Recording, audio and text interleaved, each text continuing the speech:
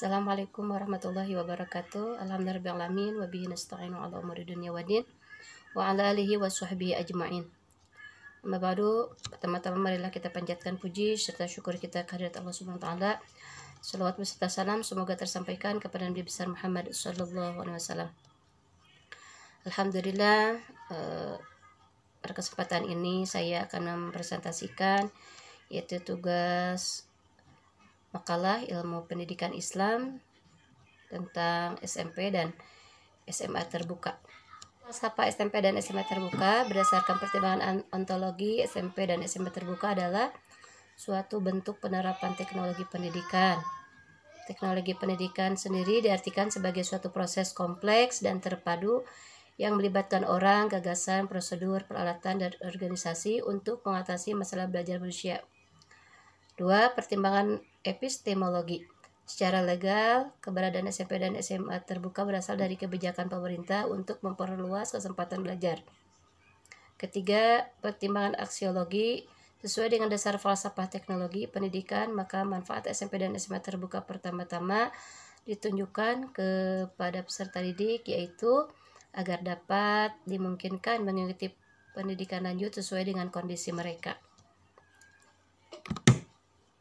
Tujuan SMP dan SMA terbuka yaitu sebagai salah satu upaya atau subsistem pendidikan pada jenjang SLTP dan SLTA untuk membantu lulusan SD, MI, dan SMP atau MTS yang karena faktor sosial, ekonomis, geografis, waktu, dan lain-lain tidak dapat melanjutkan pendidikan ke jenjang SLTP dan SLTA. Tujuan institusional SMP dan SMA terbuka adalah 1. Memberikan bekal kemampuan dasar yang merupakan perluasan serta peningkatan pengetahuan dan keterampilan yang diperoleh di SD dan SMP yang bermanfaat bagi siswa untuk mengembangkan kehidupannya sebagai pribadi, anggota masyarakat, dan warga negara sesuai dengan tingkat perkembangannya. Kedua, mempersiapkan siswa untuk hidup dalam masyarakat atau mengikuti pendidikan menengah. Manfaat SMP dan SMA terbuka bagi orang tua dan masyarakat yaitu 1. Kegiatan sosial ekonomi yang tidak terganggu. 2. Biaya dapat ditekan serendah mungkin ketika dihargainya anggota masyarakat yang mampu bertindak sebagai narasumber. 4. Meningkatnya taraf pendidikan dasar yang diperlukan dalam menghadapi pembangunan dan perkembangan zaman. 5. Dikembangkannya sumber belajar baru yang berarti membuka kesempatan dimanfaatkannya sarana yang belum terpakai dan kemungkinan penambahan lapangan kerja baru. Komponen sistem SMP dan SMA terbuka yaitu adanya siswa dan juga kurikulum. Proses pembelajaran pada SMP dan SMA terbuka dapat dibedakan menjadi 2 macam, yaitu belajar mandiri atau belajar kelompok.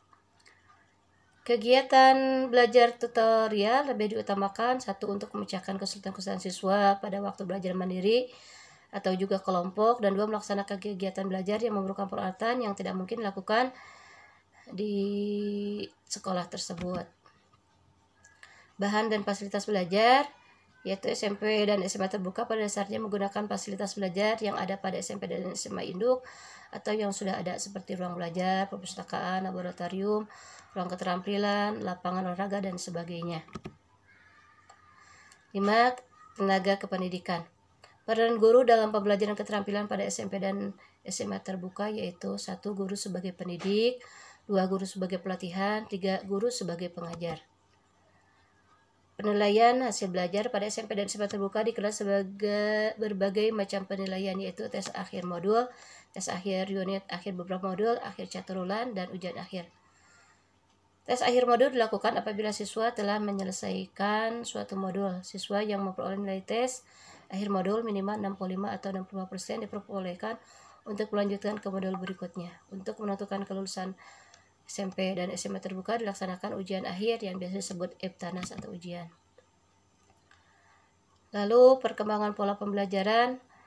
Pola pembelajaran pada SMP dan SMA terbuka dapat dibedakan menjadi 2, yaitu pola belajar mandiri dengan memanfaatkan teknologi yang telah tersedia, juga pola tatap muka. Visi Pusat Kegiatan Belajar Masyarakat, khususnya saya di PKBM Bidul Atfal, yaitu terwujudnya masyarakat yang cerdas, mandiri, dan sejahtera dengan pelayanan pendidikan tanpa batas.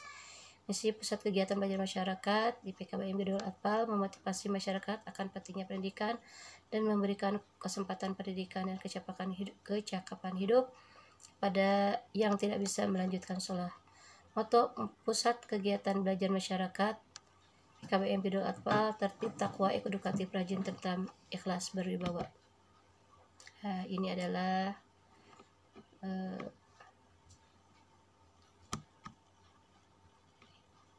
kegiatannya. Mungkin itu saja. Terima kasih. Wassalamualaikum warahmatullahi wabarakatuh.